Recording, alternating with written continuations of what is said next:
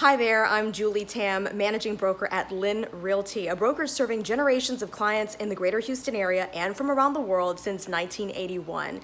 You can find me on har.com, that's homes and rentals, as Yao Tam. Thank you so much for joining me this week for my weekly Wednesday edition of my video series, Smarter Real Estate, where I take you on some of my real estate adventures and teach you how to be a smarter buyer, tenant, seller, or landlord.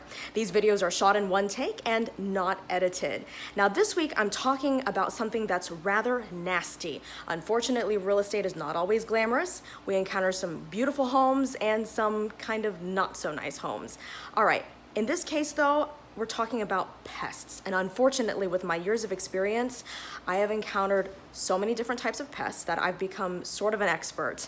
And unfortunately, you'll encounter pests not in just homes where you might expect them, you know, more rundown homes or dirty homes, but even in high-end homes. Today, we're gonna talk specifically about fleas. It just makes me itch thinking about them. Fleas are things that you think about that you might find on a dog or cat, and that's where they usually live. They have to have a host animal, and they like to have fur to just reside in. But you know what? They do jump on human beings and bite you. And if you go into a vacant home, for example, when a tenant has moved out of one of our rental properties, if they've had pets and the pets are now gone and the fleas did not catch a ride out the door, well, they're left behind in the house. And so when you walk in, you are fresh meat, ready for them to suck blood out of. And I have encountered those not only in rental properties, but even luxury homes. One time I had buyer clients with me and we literally were jumping up and down, itching, trying to fling the fleas off of us and running out the front door and jumping around in the street, trying not to get run over, but literally trying to get away from these fleas. The thing is that fleas can jump very high, even up to several feet. So if you are trying to get away from them and if you just fling a flea off to the side onto the ground, it can jump right back onto you. So now you gotta run down the street to try to get away from those fleas. And you can imagine how far you need to run if you have a bunch of fleas on you, all right? So let me first show you what a flea looks like, because a lot of people don't even know what fleas look like. There are fleas that come in different sizes. Some of them are even smaller than what I'm gonna show you, but pretty much the flea is going to be no larger than a black sesame seed. You know what?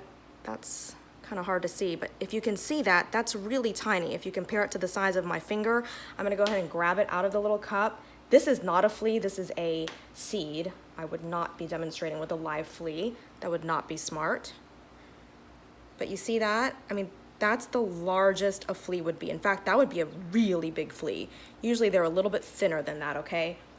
And if you put them under a microscope, as you can see on this box here of a flea trap that I'm gonna demonstrate to you, you can really see what they look like. That's really nasty when they're magnified. Okay, so when you are out at a property and you encounter fleas, the first thing you need to do is don't just sit there and scratch. That's not going to help anything. That's not going to get rid of them.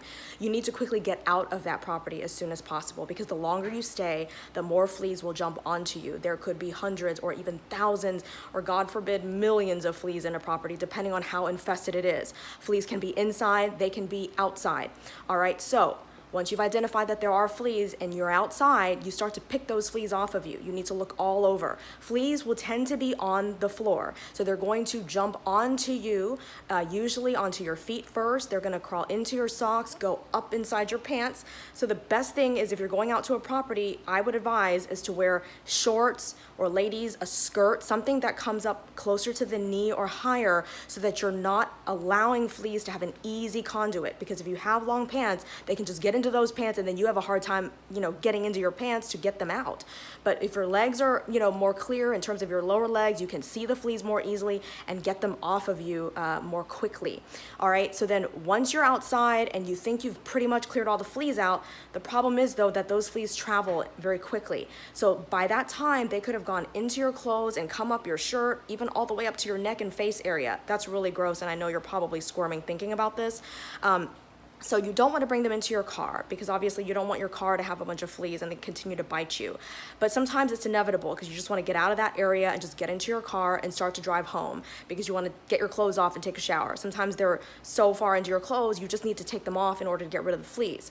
So what you need to do then, if they are in your car and you're driving, if you have a safe place, if you identify, hey, I'm feeling an itch right here, get to a stopping point, stoplight, stop sign, whatever, take a look down. If it's there, go ahead and pick it off, open the window, throw it out the window, close that window as quickly as possible before it jumps back in, okay? But once you get home, here's the procedure. I've done this, it is tried and true, and it works. I'm gonna show you a product. I'm not endorsing this product. This is just a product that we happen to pick up from our local home improvement store, and it has worked for us, but there certainly are probably other products out there that you could try. All right, so here's what I do. I pull into my garage, which is where I am now, and here's my car, and I get out of the car. Now, here's the deal. You cannot just walk into your home because those fleas are probably trapped inside your clothes if there are still some fleas on you, okay? And even if you don't feel new itching, well, they could still be in there, but just maybe taking a little rest because they've already bitten you a few times. They're full and they're waiting for their next meal. So you want to take off all your clothes inside your car and leave your clothes inside the car because you're going to set the flea trap inside your car, and therefore when those fleas jump out of the clothing to look for fresh meat, the flea trap is ready to catch them. So you don't bring the clothes inside. Now, obviously you want to have your garage door closed at this point, and when you take off your clothes, literally everything, including underwear, ladies, any undergarments, like your bra, because those fleas can hide in there. So once you're completely naked and you're standing in your garage outside of the car, then you want to assess your body to make sure there's no flea still on it before you run inside and jump straight into a hot shower. All right, and this is what you need. You need something like this. This is a flea trap, and basically you have a plug that it can plug into the wall of your garage. So you put this trap inside your car and you leave a window open so that you can fish the cord out the window. And this is the refill. It's basically a sticky surface up here. If I were to peel off this piece of paper on top, it's sticky. So whenever this is plugged in, it heats up. Heat attracts fleas. Fleas are looking for humans or animals to bite, and we give off heat, so that's how they find us to bite us. So they're gonna look for heat and they're gonna think, oh, this is something that I can bite. They're gonna jump on, and this gets inserted into here. I'm not gonna insert it now because I don't need to use it right now, so I don't want to waste it, but once the flea jumps onto there, they get stuck. They don't necessarily die right away.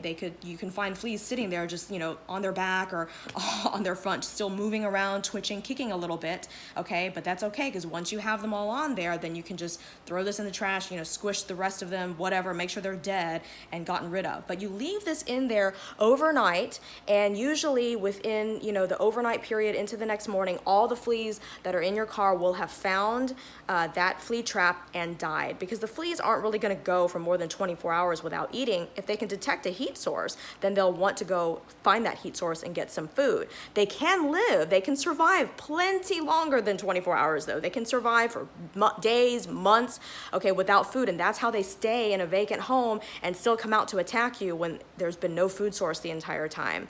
All right, so the next day when you come and get that flea trap out and then you go ahead and toss the refill, just make sure you have refills ready to go in case the next time you go into a vacant property. If you deal with properties a lot, you'll encounter this. But even if you're just going to look at homes to buy, I mean, unfortunately, I've actually had multiple sets of buyers in different price ranges, different types of homes, both old and new. There's no discrimination with fleas, okay? As long as there's a pet, some sort of host, animal, then the fleas can be there. So it's always good to just have this on hand and ready to go, especially if you're gonna go looking at properties and going into homes that you're not familiar with and you don't have control over and you don't know if there will be fleas there. One other tip with where to place the flea trap in the car is where you think there would be the largest concentration of fleas, and that is most likely where you were sitting. So probably on the floor of the driver's seat or on the driver's seat itself. If you have a passenger, perhaps they jumped onto the passenger seat or the floor of the passenger seat. So somewhere in the front area, maybe even the center console, they're gonna jump up and down. And so they're gonna find that heat source and go ahead and jump on the flea trap. So hopefully you'll never have to use this product. Unfortunately, I've had to use it several times. It seems like I encounter fleas at least several times a year, and that's been for many years, since childhood when I started following my mom out onto appointments, because she owns our company and she's the broker of record for Lynn Realty. All right, so if you enjoyed this video, I hope you will like it on Facebook and YouTube. Please subscribe to my channel, like my page, and keep coming back every Wednesday to watch this Smarter Real Estate video series. Thank you so much. I welcome any comments or questions. I'll be happy to contact you back either by messaging or commenting. I'll see you next Wednesday. Bye-bye now.